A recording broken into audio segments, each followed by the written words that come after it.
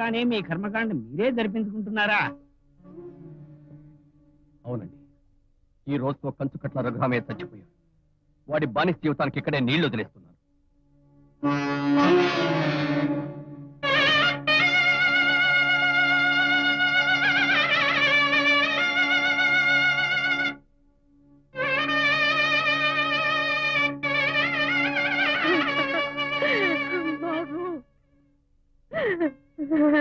బాబు బాబు బాబు, ఏమిట్రా ఏమిట్రా ఇదంతా? కన్న తల్లిని క్షోభ పెట్టినందుకు నాకు నేను విధించుకున్న శిక్ష అమ్మా ఇది. ఈ రోజుతో కంచుకట్ల రఘురాం చచ్చిపోయాడు. నీ బిడ్డ వాసిరెడ్డి రఘురాంగా మళ్ళీ జన్మెత్తి ఇప్పుడే కళ్ళు తెరిచానమ్మా.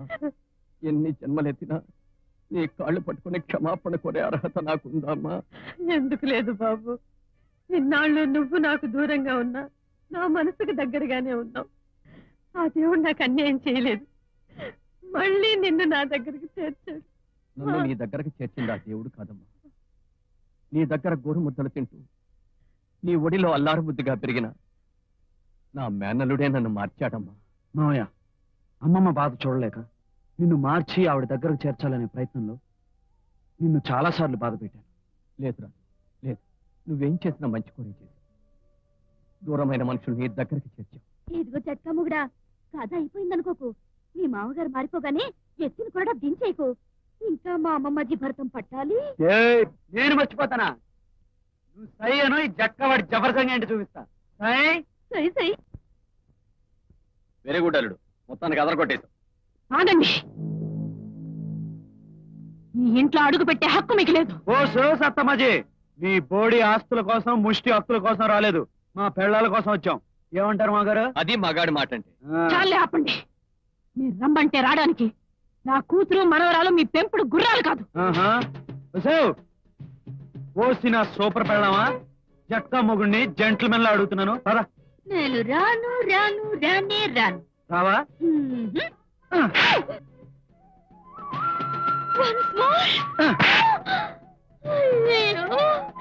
ఇది నిజమైన మగాడి దెబ్బ.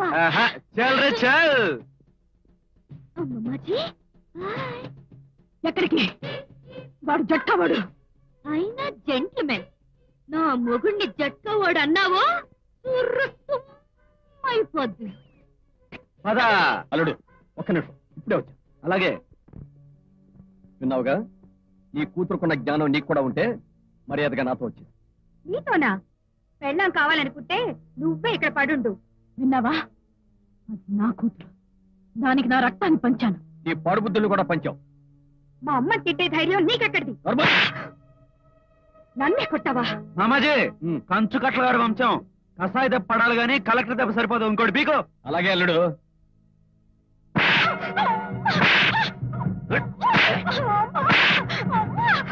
చాలండి బాబు, చాలు. బుద్ధొచ్చింది, బుద్ధొచ్చింది. ఈ పని మీరు ఎప్పుడో చేస్తుంటే బుద్ధిగా మీ భార్యలో పడుండేదాన్ని. పదండి, మీరెక్కడుంటే నేను అక్కడే ఉంటాను. Very good. వెళ్ళొస్తానమ్మా. బాబు, అల్లుళ్ళకి అల్లుడు అనిపించావు. మీరంతా వెళ్ళిపోయిన తర్వాత నేను మాత్రం ఇక్కడ ఏం చేస్తాను? కిరణాల్లో జెండా కర్రలాగా నేను మీతోనే వచ్చేస్తా. వచ్చేదాకా వంట చేసి పెడతా. మీరెక్కడికి? నువ్వు ఎక్కడికి రావో అక్కడికి. అది శ్మశానమైనా సరే తుండు కొట్టేసి పడుకుంటా. నన్ను వంట వెళ్ళిపోతారా? నేను కూడా మీతోటే వస్తా. అక్కడ కూడా ఎందుకు? ఏం బాబు, నేను కన్నా మీతో వస్తున్నా. అరే లాపం, ఈ ఇంట్లో మగవాళ్ళు ఆడవాళ్ళలాగా బతికారు, ఆడవాళ్ళు మగవాళ్ళలాగా బతికారు. నువ్వు ఎక్కడవే ఆడా మగ కాకుండా నిజంగా బతికావు. నువ్వు 2 in 1 గాడివే, ఎక్కడైనా బతికేస్తావురా. వెళ్ళండి, నన్ను వదిలి అందరూ వెళ్ళిపోండి. వెళ్ళండి.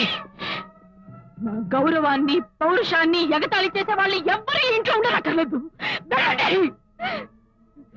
నా అనుబంధాల్ని, రక్త సంబంధాల్ని ఇప్పుడే తెగదంపులు చేసుకుంటున్నాను. వెళ్ళండి, అందరూ వెళ్ళిపోండి. కానీ ఒక్కటి మాత్రం చెప్తున్నాను, ఈ కంచుకట్ల అమ్మాజీ ప్రాణాలతో ఉన్నంత వరకు ఎవరికి తల వంచి మాత్రం బ్రతకదు.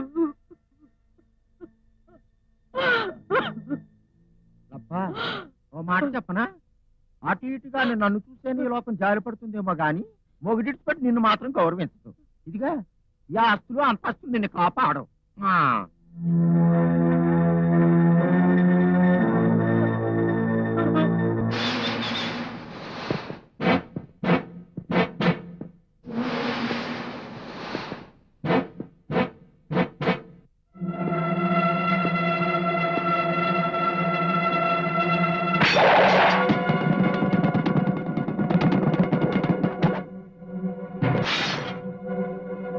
నేను జెంటిల్మన్ని జైలుకు పంపించావు, పెద్ద విలన్ని చేశావు.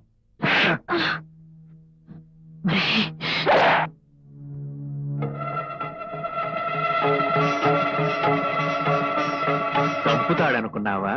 లేదు, ఇప్పుడు మా అన్నగారు స్టైల్ మార్చారు.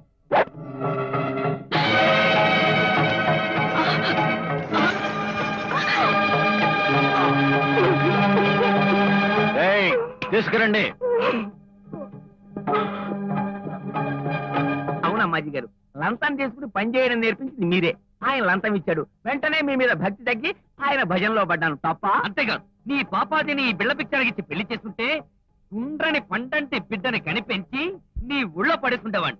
వాడు గుయ్యో గుయ్యోమని నీ ఊడి తెలిపేవాడు. మొగుళ్ళ కళ్ళ ముందే మీ చేత తెల్ల చీరలు కట్టించి విధవా మహోత్సవానికి ఏర్పాట్లు చేశారు తీస్తే భగవాన్ గారు.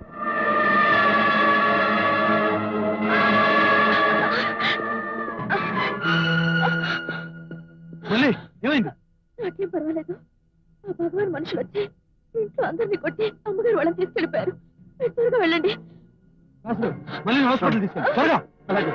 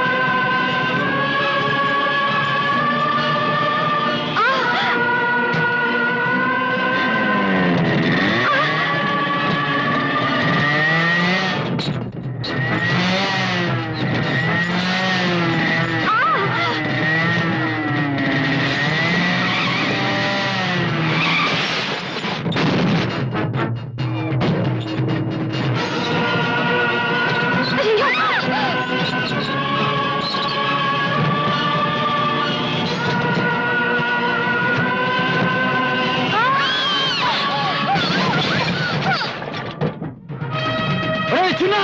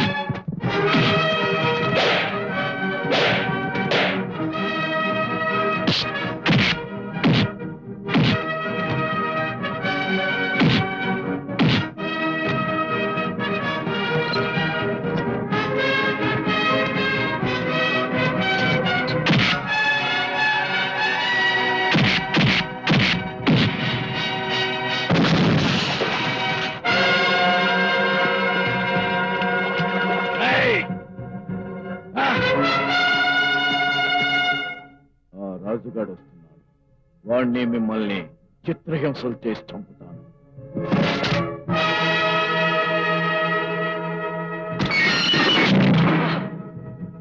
అల్లుడు బాబు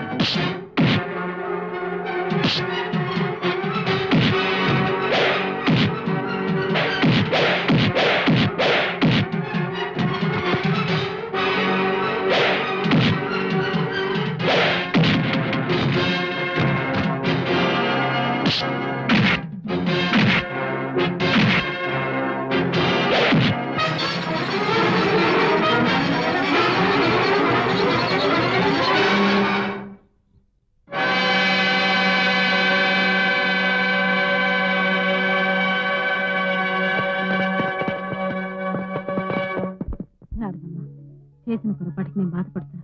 నన్ను క్షమించవా? మన మధ్యన క్షమాపణ ఏమిటమ్మాజీ? ఆఖరికి అందరం కలిసాం అంతే. బయట నీ కూడా నా కూడా కనపట్టలేదు. ఇటుపైన ఎత్తుకున్నాం కదా. ఆడుకోవడానికి వెళ్తే పాడుకోవడానికి వెళ్తే నీకెందుకు? టేకిటీస్ అనుకో. ఏంటి టేకిటీస్ అనుకునే నా తుండు? వీళ్ళిద్దరు కూడా కొండల మీద డాన్స్ చేసేదాకా టేకిటీస్ అనుకునే ప్రసక్తే లేదు. నువ్వు డాన్స్ చేయించేదేంట్రా?